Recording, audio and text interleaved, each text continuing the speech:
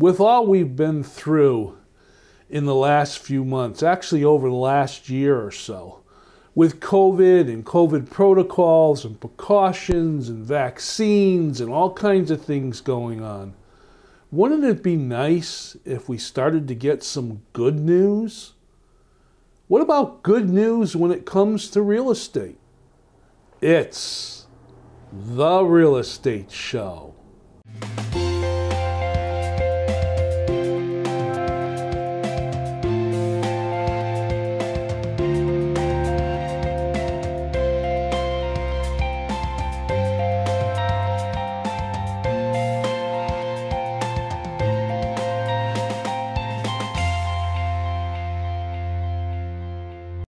Welcome to the Real Estate Show. My name is Rick Naples. I am the owner-broker of Zone Realty, LLC. You zone your home. Good news. It's a great thing. It's something that we all look forward to, especially after trying times. It's also something we look to get when we try to accomplish something. Good news. Let's say, for instance, that you've been saving your money for a while. And you have a few bucks in a savings account, enough maybe for a down payment on a house. Or you've come into some money recently through a tax return or a lottery win or whatever, and you've made the decision to purchase a house. So now you decide you're going to call a bank, see what kind of mortgage you could qualify for. So you call the bank up, and you talk to a mortgage officer, and they go through all the information with you. And then a day later, you get a notification that you've not only qualified for a mortgage, but they've issued a pre-approval letter for a mortgage amount. And it's a little higher than what you expected. Good news. Now you have a dollar amount that you can go shop with. So you hire a realtor, and you go out and you start looking for houses. Now, we've heard all the different stories about how inventories are low and people are fighting over houses and bids are being made over asking price, and don't get disappointed if you make an offer on a house and a seller takes another offer and all that stuff that's been going on. But you stay positive. You decide to go out there with your realtor, you look at a house, you maybe look at two houses, and all of a sudden, you found the house that works for you. Good news. All right, so now you're going to make an offer. So now your realtor sits down with you and you decide on what you're going to make an offer on, and you feel it's going to be a free amount, or fair amount, I should say. And you write up the offer and you send it over to the seller, and you're kind of in the mind frame that if they go for it, great. Hopefully they'll negotiate a little bit, but it's a fair offer, and we'll see what happens. Well, 24 hours later, the seller accepts your offer. Good news. I mean, wow. You expected this to be a little bit difficult, but instead it seems to be pretty easy. I mean, you only looked at a couple of houses and found the one that works for you. You made a fair offer and the sellers accepted the offer. This is fantastic. This is good news. So now you're going to move on to the next steps as you go through the real estate transaction. And you're a little bit concerned because you've heard things out there about problems that sometimes rear their ugly heads. But you're hoping that you're going to get good news as you go through the process. So now you hire your home inspector. And the home inspector is going to go out and take a look at the house. Let's take a look at this quick little presentation. I'll be back to talk a little bit more about hopefully getting some good news.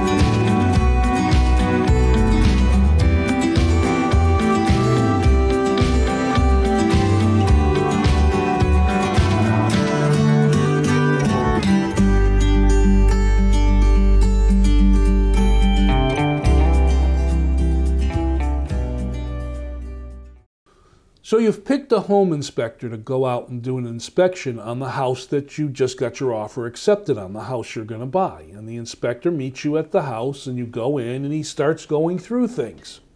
And he's explaining the systems of the house and he's explaining, the ins and outs of this and that and codes and regulations, and you're looking at different things, and all through the process, the home inspector saying, this is good, this is good, this is fine.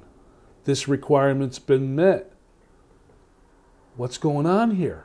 It seems this home inspection's coming out pretty well. He picks a couple of little things, but they're normal wear and tear things that would happen on any house. No big deal. And he gives you a home inspection report that basically has nothing that you have to go back and negotiate on with the seller. Good news. This is amazing. You found the house. You got the pre-approval in your hand. You've done a home inspection. Everything's fine. This is wonderful. So now we go on to the next step. Everything's sent over to the mortgage officer and he orders the appraisal. Now an appraiser's got to go out there. And you hope that he's going to appraise the house for what you offered.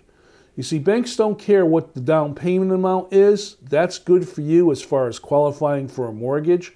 They want to make sure that the asset that they're putting their money on, in other words, they're putting a mortgage on, equals to or is more than the price to which you're going to pay for the house. So the appraiser goes out there, and a day goes by, and a couple of days go by, and you haven't heard anything. So now you're thinking, okay, everything's been good news up to this point. What's going on with this appraiser? So you call your realtor and you ask them, have you heard anything? No, they haven't heard anything. You call your mortgage officer, have you heard anything? No, they haven't heard anything. And you wonder, what's going on? And then all of a sudden you get an email from your mortgage officer that says to you, hey, the appraisal's in, here's a copy of it, and you look at it and it's great. It's fine. The house appraised for what you were offering, maybe a little bit more. Everything is wonderful. Good news. It's just beautiful. Okay, so now you've gotten through a great home inspection. The house is appraised. You're pre-approved. It's the house that you want. The seller's ready to go. You're ready to go. So now you're ready to go on to the next part of the transaction. So now what happens? So far, it's been good news all the way through. So the mortgage originator now starts to look at all the paperwork. They look at the appraisal, they look at your original application, they look at the purchase and sale agreement, and they start checking off on their list all the things that are needed in order to make this deal happen and go together. So you're waiting again, and you wait a day, maybe a couple of days, whatever it is, and you're hoping that everything's complete. You haven't heard from your mortgage officer about anything that's needed additionally. Sometimes at the last minute, the underwriter will say, well, the paycheck stub that we have is too old. We need a current one. Or we need a tax return, current one. Or they need something. And you haven't heard anything. So now you're kind of getting a little bit concerned. And things are going along. And now you get a call from your mortgage officer who says, everything looks good. We have what's called a clear to close. Those are magic words, because when you hear that words, clear to close, that means everything in the file has been completed. The monies now are being put in place. You're all set to go to schedule something with your attorneys to close on the house that you want to buy. Good news. That's wonderful. So now you set up some time with your attorney. And it turns out that you're actually a little bit ahead of schedule. And the attorney has a little time where you can actually set a little bit earlier of a closing date than what you originally contracted for. Good news. Everything is in place and you're going to be able to close on that house a little bit quicker. Maybe the timing on the closing actually turns out to be better. You're going to close on a Thursday, so you'd have a long weekend to move. Fantastic. Good news. Everything seems to be great. Is there anything else that can happen or anything that can sidetrack this deal? Maybe. I'll be back after this presentation to talk about that.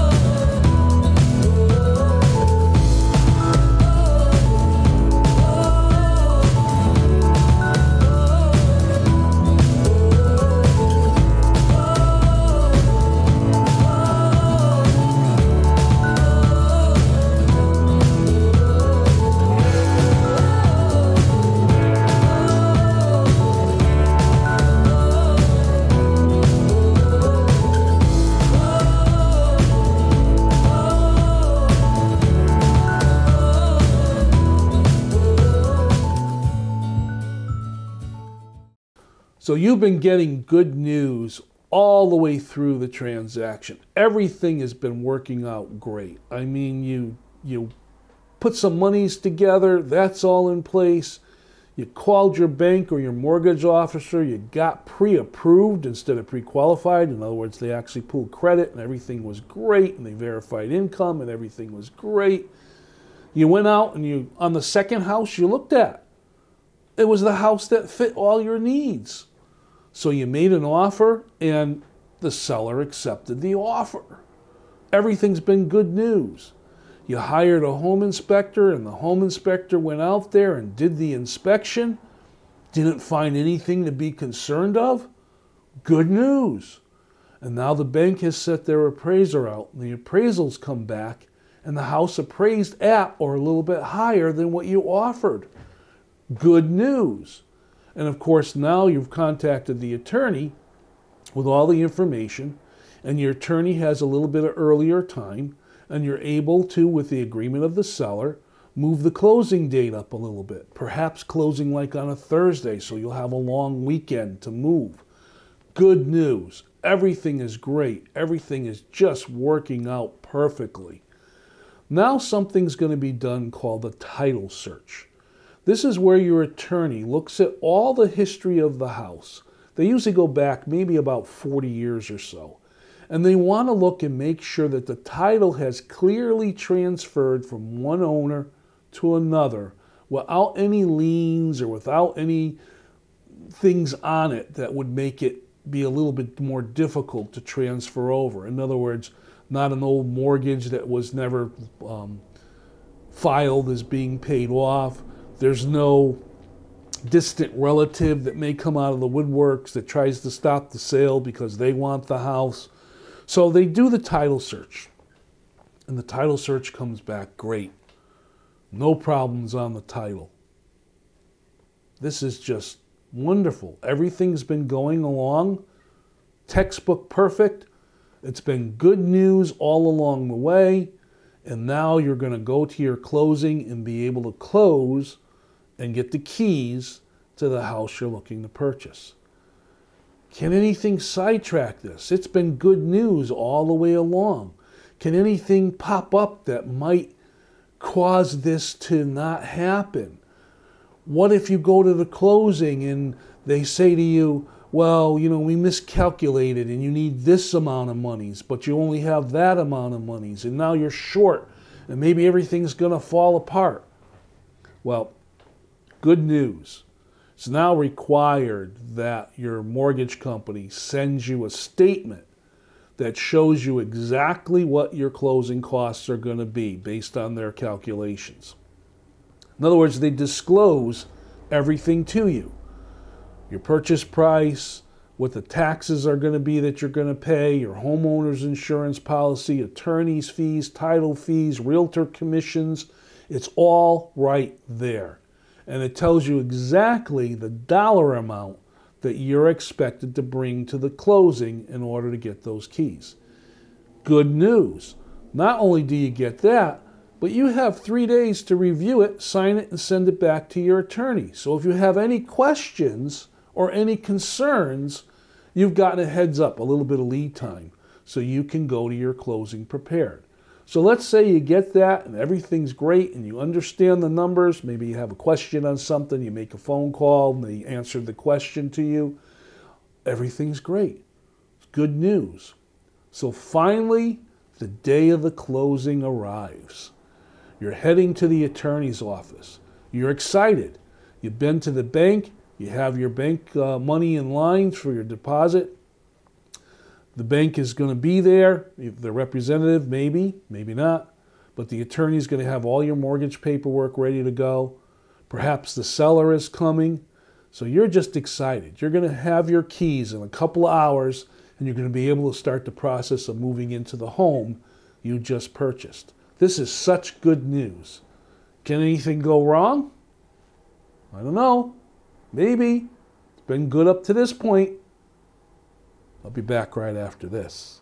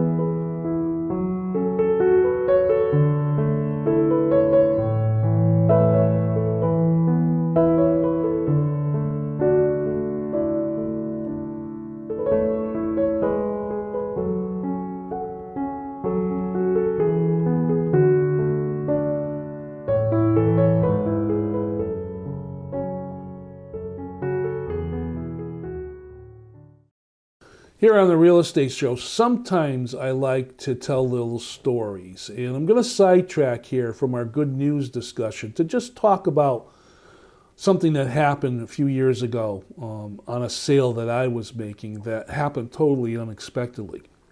Now, this was an unusual situation. The buyer was investing in a multifamily property. It was actually a 4-unit building. And everything, just like I've been describing, went beautifully. I mean, we couldn't ask for better news. I mean, the inspections, the appraisals, reviewing of the leases of the tenants, everything looked great and wonderful and terrific, and it was just a great thing. The closing was scheduled. We all showed up at the closing, but the seller didn't come.